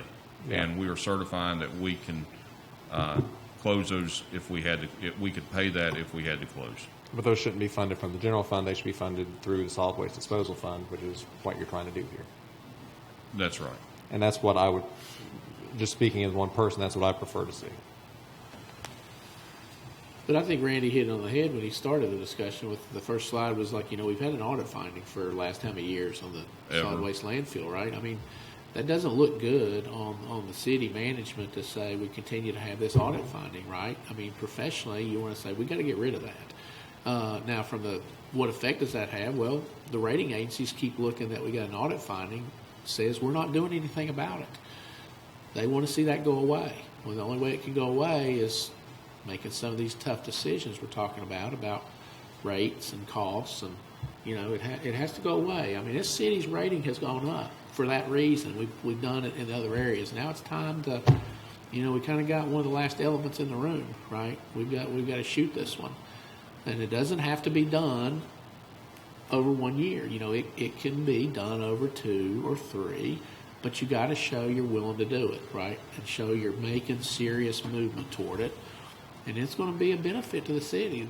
Our rating will go up again, and the interest rate we have to pay on any kind of loans will continue to be lower. So we got to solve it, and we can't put the burden on the management here to sign stuff when we know we're not covering completely the cost of the accruals. We've just got to bite the bullet and do it. And citizens cannot cover all the costs. The haulers, the commercial folks coming in that are putting 90% of the trash in have to be 90% of the solution, right? You got the cost burden has to be shared equally. Does that give you the information you need? That's about as clear as mud, but I think we can move forward. So, Okay.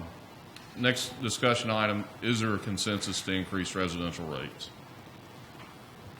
under the current situation, no, not on my part. No.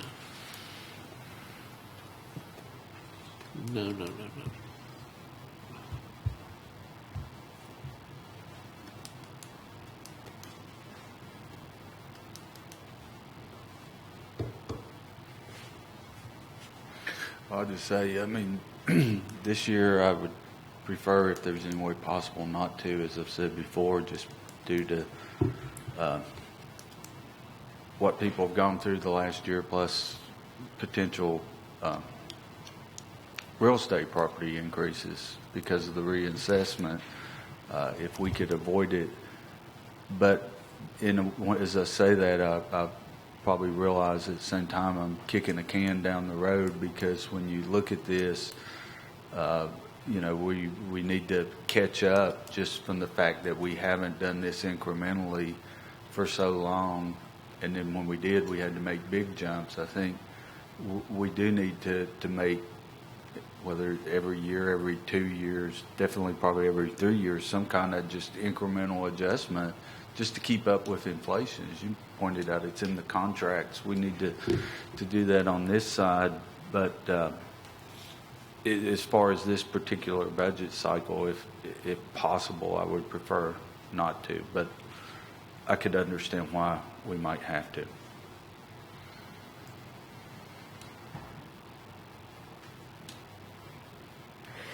Yeah, just kind of what the mayor said. I don't want to, but even, the inflationary adjustment that the engineers told us that, after their studies that we need to do. I don't want to take it up from 33s to some astronomical rate in the 40s.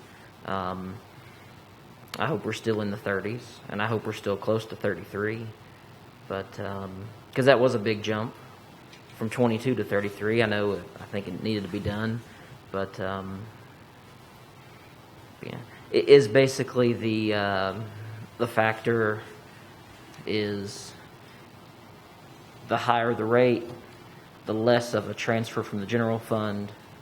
The more of a transfer from the general fund, the lower the rate. Is that basically the two that are corresponding? That's correct. And, I would also remind everyone, too, that we're in the process of trying to balance the general fund. So to put more of a burden on the general fund creates a burden as well. So it's not just a trade-off that we can say, okay, we're going to take $567,000 from the general fund and, reduce that shortfall in the solid waste disposal fund, because when we do that, and I can tell you our revenues have not recovered. So if anyone here thinks that, things are rosy, you're sorely mistaken, because the revenues have not recovered. And it's not going to recover anytime soon. I've told staff that late last fall, plan on being a mass through 2021. And the more I look at it, we're probably going to be a mass through part of 2022. And people are not going to be traveling and spending money the way they have been. Things have changed, and we're going to have to adjust. And I'll tell you, just from an operational standpoint of the city, there are needs in this city that have been unmet, that we have skimped by on, and it's coming to the crux this year. That things that have to be funded that we've just kicked the can down the road on. And really not because of anybody's fault here, it's just we've had circumstances with COVID-19 that's prevented us from doing things. I don't know who said it, but maybe it's a TV show I watched or a book I read. It was sometimes the only options are bad options. There's no good option with this question posed to us. All of us on this council are ratepayers for trash collection. Every one of us are, and I don't want to see my trash rates go up. I don't want to see anybody else's trash rates go up, but I think that same way of thinking may have been, well, not may have been, probably is, why we are where we are, because it never grew with inflation the way it should have, with the cost of operation at the landfill, with the cost of doing business. I would agree that I don't want to see an $11 jump. I really don't. But I mean, you know, it may be necessary to raise the rates in some way this year. But if we can minimize the impact to our citizens and not place them on an undue burden, that is what I would like, because, you know, as you said, you know, Mr. City Manager, there's still a lot of people who are hurting from COVID, who have not recovered personally, and their businesses haven't recovered, you know. So I don't know that an $11 increase is ideal at all. You know, it will place quite a burden on people. So, you know, ideally I wouldn't like to see any increase, but I understand if that's what will be in the budget, there'd be some type of increase. And you know, I think we'd have to look very seriously at it at that point. You know, even if it's 11 or if it's less than 11, we'd have to take serious consideration on it, because we just now said we don't want to reduce our liner and closure and post-closure accrual, and then now we're saying we also don't really want to raise rates. You know, so money has to come from somewhere. Oh, I don't want to raise citizens' rates. I'm not saying that on commercial guys, though. Commercial market rates are below market, so we got to do something. Well, that's my concern. I mean, I don't disagree with you. I would love to charge our commercial haulers more money. But the problem is, as soon as we raise them $5, like may have been mentioned, if we went from 24 to 29 or whatever, they'll leave. That's an assumption. You don't know that for sure. No, I don't know that for sure, but I'm not a gambling man. That's not a risk I want to take. Because if they do leave, then all of a sudden it's all on residents to cover that cost. And that concerns me, because that takes me right back to my argument about placing too much of a burden on the residents. They're burdened enough with 33. They'll be burdened with 44. They're burdened with the $1.17 real estate tax. I don't know that we want to roll the dice and risk that all of a sudden they're covering most of the resident or the commercial hauler rates. So you're saying commercial haulers don't get any increase at all? No, I'm not saying that at all. I'm saying that we have to, like, I don't know what the percentages are that Mr. Reeds had mentioned. They get a little bit of an increase in their contract that they get. And I assume you said it's different for every contract? Everyone's a little bit different. Depends on the length of the contract. Some do a 1 year, some do a 3 year, some do 5 years. And it's based on the RFP that they submit whenever they're bidding out their trash. Yeah, and so, I mean, if you just look at are we allowed to say who the person was that left last year? Are we allowed to say that? Do you want me to? Well, we lost Bristol, Tennessee, July of 2019, and then we lost with Bland this past year. If you just look at Bristol, Tennessee, I know that the difference that we tried to go up and the difference that they went to the landfill was a very small amount of money on the ton, wasn't it? It was like $1. I don't recall exactly, but it was a small amount of money, as I recall. Right. So I mean, if we were to take them at $5, you know, it just, they're smart business people. They're going to know they're going to go somewhere else where they can get their product delivery at a cheaper cost. So I mean, I don't want to run that risk, you know, especially right now when we're trying to minimize the impact to residents. Well, Council, it seems like I've heard a consensus on this last item, and so what's next? We have a council meeting Tuesday night. Our non-mandated agencies will be here for their request. One will be appearing by phone, and then Bristol, Virginia Public Schools will be presenting their budget request for the upcoming year.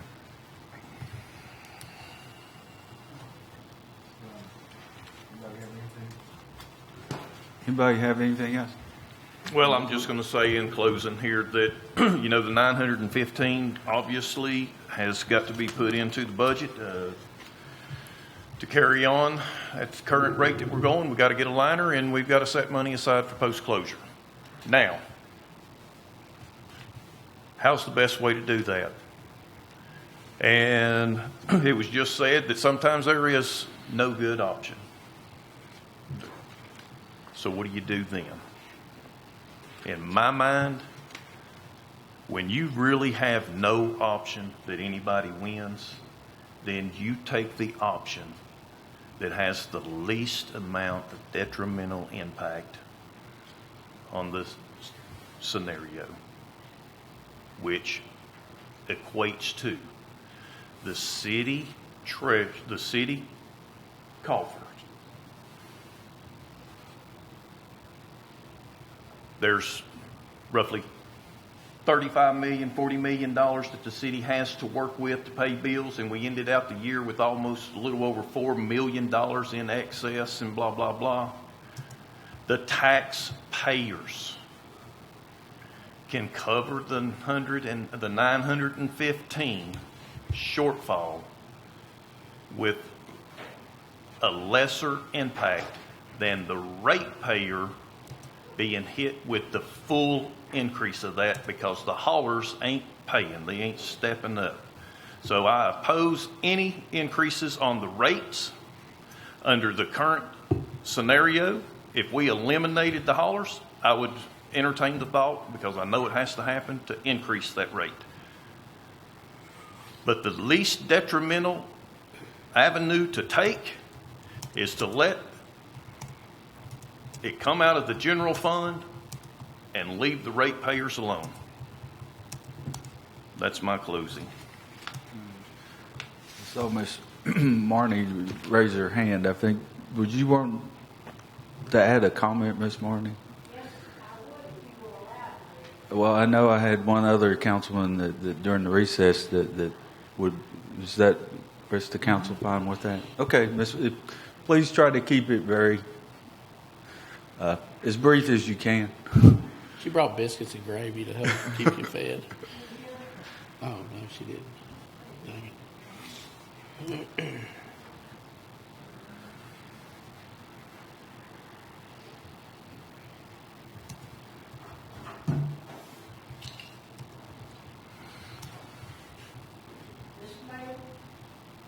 Mr. Mayor, is this on? Yes, yeah, you're on. Okay. Yes. Members of council, my name is Nancy Marnie. I'm a resident of the city of Bristol, Virginia. I'm a property owner. The devil is in the detail. The devil is in the detail. We have a catastrophic city debt of $107 million, less about $100,000. This 36, I use that as the closest figure I've heard today. The $36 million debt of the landfill is equal to almost 1/3 of the total city debt. That debt is a result of fiscal irresponsibility and mental deficiency of the people who were making the decisions. I know, I was sitting there when they were made. I was never in favor of this landfill, never. I spoke against it then, and I have not wavered one bit. Every reason that I was opposed to it then has happened, and there are a few more that haven't even come up yet. Now, I think that one of the things that we must be very careful about is wandering around in utopia. There is no casino. It does not exist. There is no money from any casino. The city does not have money until the check clears the bank and is deposited in the account of the city of Bristol, Virginia. That is when we have money. Now, we're having a hard time. The city manager has already said part of what I was going to say. The worst may be yet to come, people. I paid $2.49 a gallon for gas yesterday. That isn't the end of that. It's going to go up and up. No question. The higher the gas goes, the higher the product price. It all weaves in there together.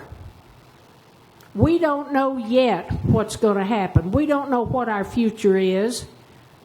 But what we do know is we have a catastrophic, crippling debt. And what we also know is that in, I think it's 5 years, it's either 4 or 5 years, our debt payments are going to be astronomical. because we saved a little money, thank God. We saved a little money by restructuring the bonds. But we're going to have to make up for that in 4 or 5 years, whichever it is. We're going to have to make up for that. Now, as I can see this, certainly wasn't my fault that the landfill got into all this trouble. I could tell you why, but we won't take that time now. I know exactly why. And if the men who were running that place had been listened to, we wouldn't be in this mess. But there were too many games being played. Yes, it's a bad business plan. It's a terrible plan. It always was. The men running the thing knew that, but they weren't listened to. Now, the landfill debt constitutes approximately 1/3 of the city debt. There is proof in the books, if the city kept the books back then, there is proof that a lot of decisions that have been made through the years were based either on wrong decisions, incorrect decisions, or just fly by the seat of your pants and see what happens. That's why we have $107 million in debt. There was a lot of laziness. In my opinion, this council, number one, pay that bill. If we have a shortfall of $900 and some thousand, write that check out of the general fund and move on. Now, you're taking all of this time and effort to argue and think and try to discuss, and that's good. That's good. It's positive. It's very good to get it out in the open. But it isn't going to go away, folks, until it is paid. The debt has to be paid. Take that $900 and some thousand out of the general fund, pay the bill, and move on. And when the people come in here next week and whenever it is, with their 10 cups asking this council for money, say no. We are in a very bad time. Yes, the previous council put things into place, and we are reaping the results of what the city manager and the chief financial officer and that council did. We are reaping the rewards of what they set in place to allow us to have a little extra cash in the pocket. That's what we're doing right now. Now, we may have a golden opportunity right this minute.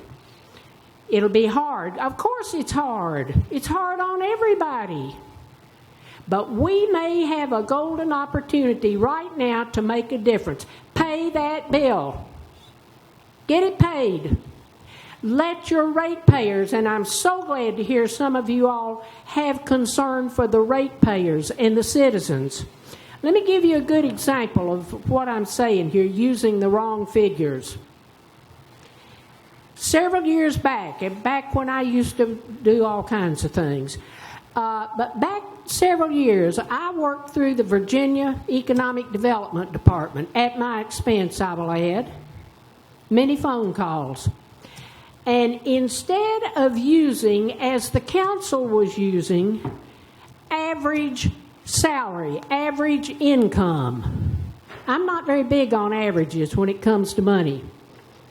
But instead of using the average income of citizens, which is what the councilman was doing, that's too vulnerable. Averages are vulnerable. They can be played with, twisted, misrepresented. I got the range of household income for the city of Bristol, Virginia. The range of household income. And I got a median figure for the city of Bristol, Virginia. And people were astonished. I had it put in the newspaper. Big article. Big article. People were astonished at the information I got from the state of Virginia. And you talk about picking crow feathers out of your mouth and sucking on an egg, it was done in that council chamber. They were playing games and I was solving problems. To just give you a very quick example, this was back several years ago. It showed that in the city of Bristol, Virginia, the household income of those people making less than $20,000 a year was 52%. Think about it. That means everybody in that household combined was making $20,000. Almost 2/3 of the household income in the city of Bristol, Virginia was $30,000 or less. This is who we are, people. Now, that figure has changed some. I know it has because it's been several years. It may be worse. I had people coming up, business people and everybody else coming up to me all over town saying, Nancy, we were flabbergasted. We had been told that the average income was blah, blah, blah. I said, well, you should have had more sense. Now, if you use the wrong figures to make your decisions, you're just exacerbating the problem. And that's what's been going on. They were not using the right figures, or they were too lazy to get the right figures. Now, we have 15-minute drive from here, one of the finest and biggest chemical companies in the United States and perhaps in the world, the Eastman Chemical Company. This ties in with exactly what Mr. Mumpower said. Technology will solve this problem if we give it a little bit of time. That was one of my arguments back when this was first done. Now, I would suggest that you all make an appointment. I could probably do it for you, but I'm not going to. Make an appointment with whoever at Tennessee Eastman and talk with them about this. Tell them what our problem is. They're corporate-minded. They're good citizens. Tell them what our problem is. Ask them if they would come up here and take a look at this landfill and help us decide what we can do until technology can catch up. Tell them we'll come down there and get them, feed them, bring them back, the whole 9 yards. That would be my advice. Secondly, I would advise you to break this big problem, and it is a big one. It always has been.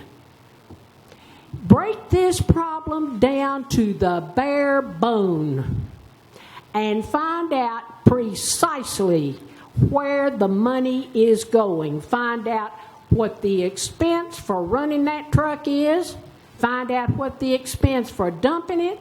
Every expense along the way. Find out where the weakness is. Find out where the strength is. Get out of utopia. We don't belong there. That's what got us into this trouble. Utopia fueled by big dreams. There's nothing wrong with dreams, but get with the reality of the situation. We cannot do anything till we get this debt service down. That's the main thing. Pay the debt. Now, as far as the school system, tell them you're going to get what you got last year. Don't come back in here and bother us anymore. You've got money. You've got buildings. They're heated in the winter, cooled in the summer. They've got good water. You've got food. Get in there and teach those children what they should be taught. Forget a new school. We can't put a nickel on the table. Not one nickel. And you all have been sitting here since 9 o'clock this morning, and I've sat here with you, only I've been doing it every year. You're just now getting your feet wet.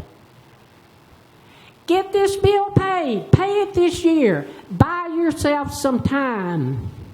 If we get a casino, we'll get the money. We'll get some money. We don't know what we're going to get. It's a crapshoot, people. You do not have that money. Don't spend it. Don't count on it. You don't have it. It may not be there. But this landfill is here. That $36 million debt is real. $107 million less $100,000 in a handful is real. It is here. It is tangible. It is legally obligated that we pay that. That is what has to be dealt with. Now, you have taxpayers, ratepayers, citizens who have had a terrible year.